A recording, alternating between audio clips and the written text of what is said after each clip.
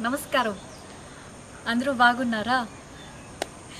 We at Light a Life, Reena Raju Foundation are all set to meet Vamshi Krishna. He is from Andhra Pradesh, Nellore. When I think of Nellore, I can think of Gongura Tokku and Chintakai Pachadi. Not to forget the famous Telugu movies that are remade time and again. And the most recent I watched was Dukkudu. Here's my favorite dialogue from Dukkudu. మైండ్లో fix అయితే బ్లైండ్గా వెళ్ళిపోతాం. And let's meet our spicy Andhra hero, Vamshi Krishna. Come on. Hello, I'm Vamshi, and it's my pleasure to participate in this interview with Reena. Thank you. I'm from Nellore, Andhra Pradesh, a small town in Andhra Pradesh. Okay. The most tensed part in my life was just after 3 months of my marriage, that is in 2005. Just after my marriage, I was detected with cardiomyopathy. Dilated cardiomyopathy. Okay. And initially, I was under the impression that it might be some gastric trouble, related to some gastric trouble, and I was not very serious about that. So I happened to meet a doctor, and I was admitted for this gastric problem. And fortunately, he happened to get my heart X-ray done. So then he found out there is some problem with my heart. I don't know the intensity of the disease. And the next month, that is in the month of November, I happened to visit Nellore because I'm just newly married. To complete other formalities, I happened to went to Nellore, and fortunately, I met Dr. Cherian from Cherian Foundation. Dr. K.M. Cherian. Dr. K.M. Cherian, yeah, from Chennai. He referred. He had gone through all my medical files, and he just straight away asked me only one question: why did you get married first? Okay. Then I understood the intensity of the disease. So I thought this is something serious and I have to take life seriously. And I even don't know that there is a heart transplantation available for this kind of There you go. disease. And fortunately, he referred me to Narayana Hrudayalaya to Bangalore when I was shifting to Bangalore. So I happened to meet Bhagirath. First meeting itself, he told me, you have only two chances: either go for a battery implantation or a heart transplantation. And as my family and my parents also did not want to go for a surgery then immediately at that point of time. One of the popular medicine in this is Lasix. No Lasix. What were the restrictions you had to face? What all happened to you? There were a lot of restrictions on food, like my salt intake levels has to be reduced drastically. I am not supposed to. I was asked not to do heavy exercises Like along with that. overexert Yeah, overexertion and other things. I was also asked not to visit hill stations, and driving also to be avoided, which I love most actually. Oh, okay. So I had to stop everything and lead a life which I'm not interested in. And actually, I thought it would be better end his life instead of stopping all these things. Struggling like Yes, this. struggling. And even I did. I mean, then only thing stopped me is stop to think that way because I got married to someone else, and I'm responsible to them at least. Yeah, so with the same medication, With the same with medication, all these yes. restrictions, Yes. with all the symptoms of vomiting, breathlessness, Yeah. trying to work in that whole process and Yes. survive. Yeah. Plus, you know, being from Andhra Pradesh and having yummy Andhra food, restricting to salt, to oil. Yes, Oh yes, my yes, God, hats yes. off to you. There is no other chance except to go for a heart transplantation.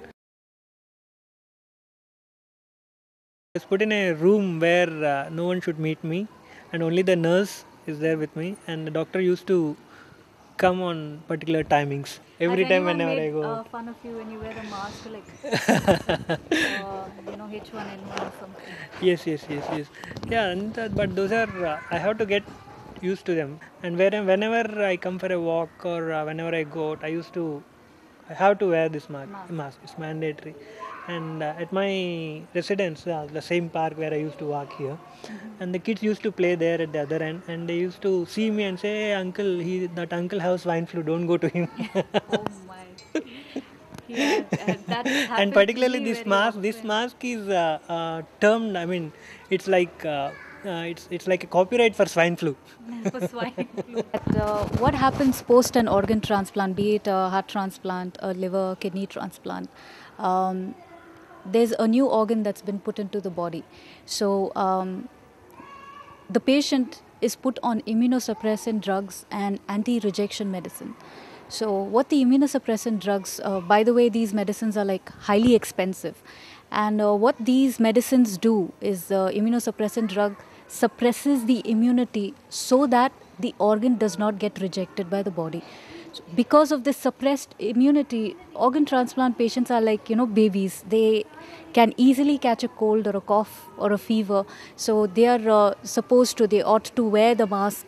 When it comes to the cost that we are incurring on medicines and the trips we are making to hospital for to get all these tests done every month, it's bomb. It's a bomb. Right. How much do you pay per month for your medication? It's costing me, including my hospitalization fees, it's costing me 35,000 rupees per month.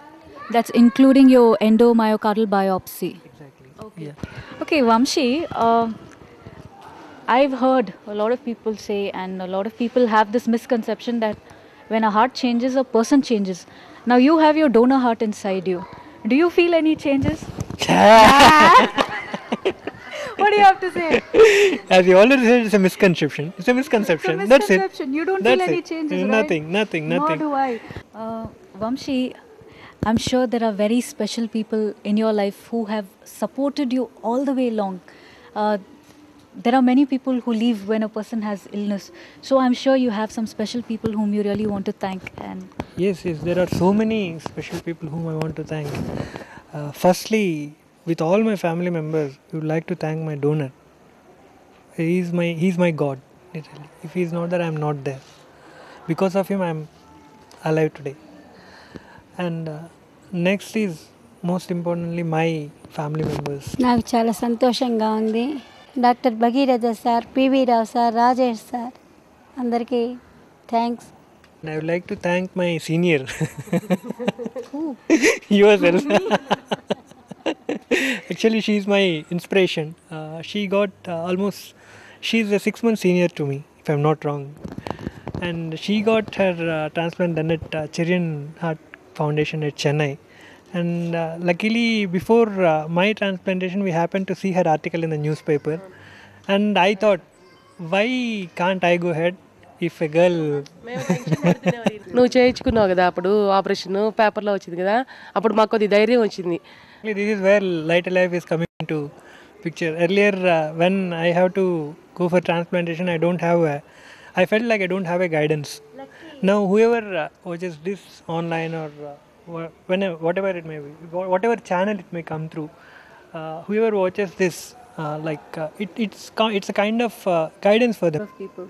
Yes. And have you donated your organs? Have you pledged to donate your Yes, organs? and all my family members, relatives, everybody came forward and pledged their organs. So I request everyone to come forward and pledge their organs.